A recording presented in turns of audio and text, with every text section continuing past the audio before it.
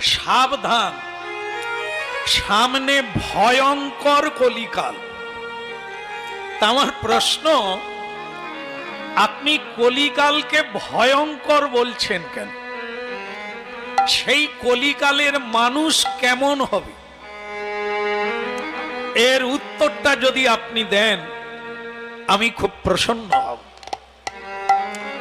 ভগবান কৃষ্ণ বললেন, বেশ শুনলাম, একটা প্রশ্ন হলো কলিকালের মানুষ কেমন হবে?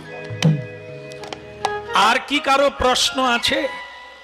ভীম বললেন, সাবধান, সামনে ভয়ঙ্কর কলিকাল।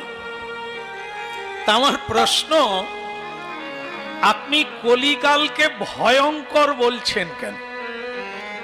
সেই কলিকালের মানুষ কেমন হবে? এর উত্তরটা যদি আপনি দেন আমি খুব প্রসন্ন হব। ভগবান কৃষ্ণ বললেন, বেশ শুনলাম, একটা প্রশ্ন হলো কলিকালের মানুষ কেমন হবে?